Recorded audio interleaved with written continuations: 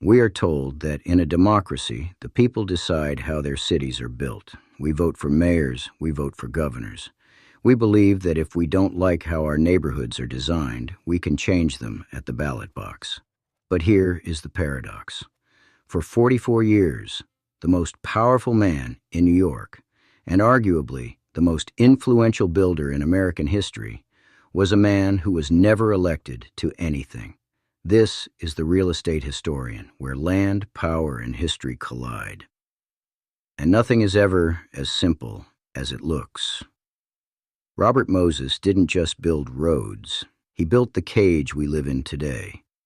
Every traffic jam, every isolated suburb, every segregated neighborhood sits on top of the invisible scaffolding he designed. He evicted 500,000 people. He prioritized cars over communities, and if you follow the concrete long enough, you discover something unsettling. The modern American city wasn't built for people. It was built for machine. To understand how we reached this point, a nation of commuters trapped in a housing crisis, we need to go back to the beginning. Decades before the first traffic jam, Robert Moses started with a noble goal. In the 1920s, New York was crowding. He wanted to build parks. He wanted to give the working class access to the beach. He built Jones Beach, a masterpiece of public landscaping. But there was a catch. To get to Jones Beach, you needed to take a parkway. And Moses designed the bridges over those parkways to be exactly 9 feet high. Why 9 feet? Because public buses were 12 feet tall. By lowering the bridges, Moses physically engineered a social filter. If you owned a car, which meant you were likely middle or upper class and white, you could go to the beach. If you relied on the bus, which meant you were poor or a minority, you were walled out by concrete. This wasn't architecture. It was segregation disguised as infrastructure, and it was just the warm-up. How did an unelected bureaucrat get the power to reshape the world? He discovered a loophole in the American legal system called the public authority. Usually, if the government wants to build a bridge, they ask taxpayers for money. The taxpayers vote yes or no. Moses realized that if he created a public authority, a semi-private corporation run by the government, he could issue his own bonds. He could borrow money directly from Wall Street, build a bridge, and use the tolls from that bridge to pay back the investors. This sounds smart, but here's the trick. The money from the tolls didn't go to the city. It went to Moses. He famously controlled the Triborough Bridge Authority. As long as cars kept driving over that bridge, quarters kept flowing into his coffers. He didn't need the mayor. He didn't need the governor. He didn't need the voters. He had his own revenue stream, creating a slush fund so massive that he could bankroll construction projects no elected official could stop. He became a state within a state. The banks loved him because his bonds were safe. The unions loved him because he provided jobs, and the politicians feared him because he controlled the ribbon-cutting ceremonies. With absolute power came absolute arrogance. In the post-war boom, Moses decided that the future was the automobile. He wanted to connect New York to the suburbs, allowing the middle class to flee the city at 50 miles per hour. To do that, he had to carve paths through the city itself. His masterpiece of destruction was the Cross-Bronx Expressway. To build it, he didn't go around the neighborhoods, he went through them. He issued eviction notices to thousands of families in East Tremont.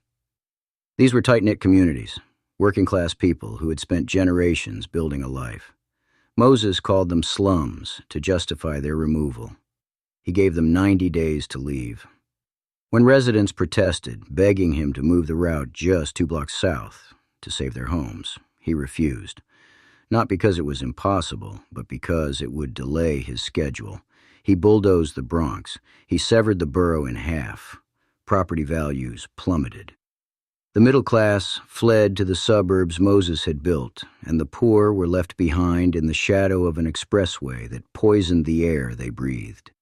It was a model of urban renewal that destroyed the urban to serve the renewal. But here, is where the story goes from a New York tragedy to a national disaster. Moses didn't just break New York. He exported his blueprint to the entire country. In 1956, the United States passed the Federal Aid Highway Act. It was the largest public works project in history. And the language of that bill? It was drafted largely by Robert Moses and his disciples. Suddenly, every city in America wanted to be like New York, from Detroit to Los Angeles, from New Orleans to St. Louis. Planners began tearing out public transit lines and bulldozing minority neighborhoods to build highways. They called it slum clearance. But in reality, it was a transfer of wealth. They destroyed the real estate value of the inner city to subsidize the real estate value of the suburbs. If you wonder why American housing is so segregated today, or why property values in the suburbs skyrocketed while cities crumbled for decades, you're looking at the receipt for Robert Moses's highway bill. But power eventually meets resistance. And Moses met his match in the unlikeliest of places.